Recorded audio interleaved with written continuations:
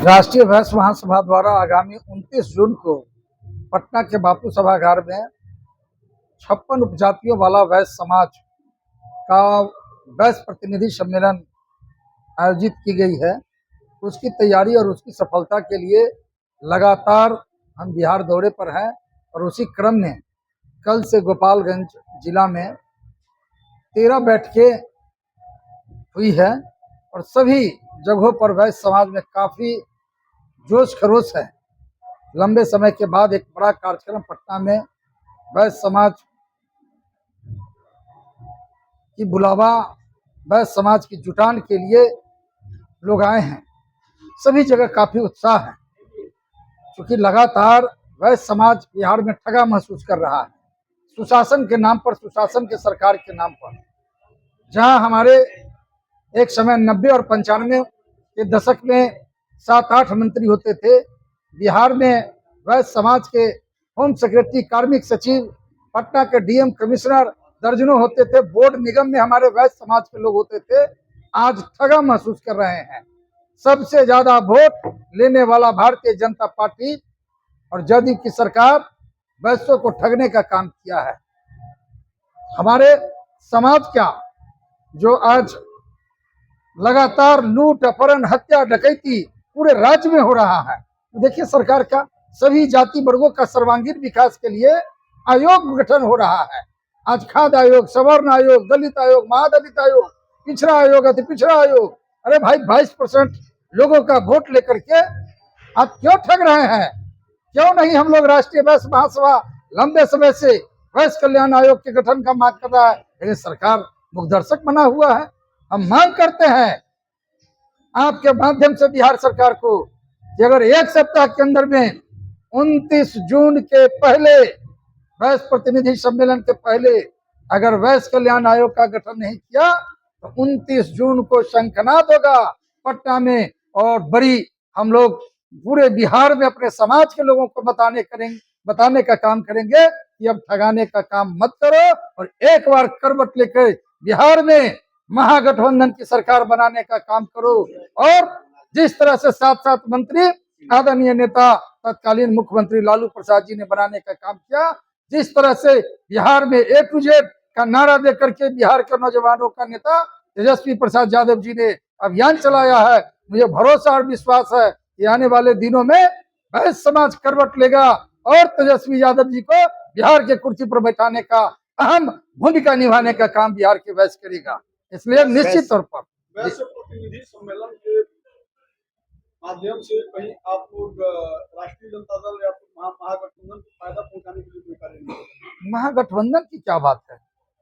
आप देख लीजिए ना कि भारतीय जनता पार्टी जो सबसे ज्यादा वोट लेता है हमारे वैश्य समाज को ठगने का काम करता है, टिकट कैसे दिया, मंत्री किसको बनाया? भारतीय जनता पार्टी में देश का प्रोटेम स्पीकर, 3 बार जीता हुआ सांसद श्रीमती रमा देवी का टिकट काट करके वैश्य को अपमानित करने का काम किया।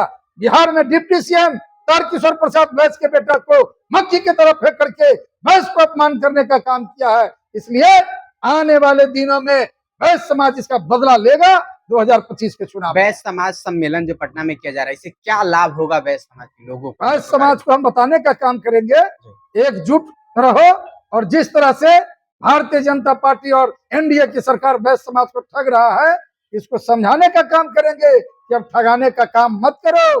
आप एक तरफ यूपीए की बात करते हैं, यूपीए में देखिए हमारे नेता तेजस्वी प्रसाद यादव जी ने 12 टिकट दिया है, 3 एमपी का टिकट दिया है। कहाँ है एनडीए ने? कितना टिकट दिया?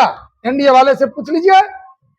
3 टिकट महागठबंधन में वैश्य समाज के लोगों को मिला है और 12 टिकट विधानसभा में मिला। और इतना ही नहीं, 2 बिहार में उपचुनाव हुआ है, उसमें मोहन गुप्ता जी बैठे हुए हमारे बड़े उपाध्यक्ष, इनको भी यहाँ का प्रत्याशी राष्ट्रीय जनता दल से बनाया गया।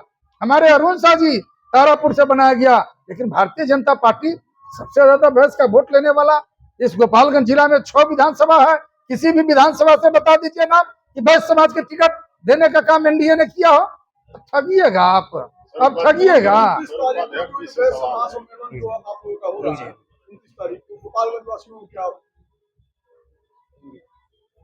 29 तारीख को पूरे बिहार से पटना में पहुंचेंगे वैश्य समाज।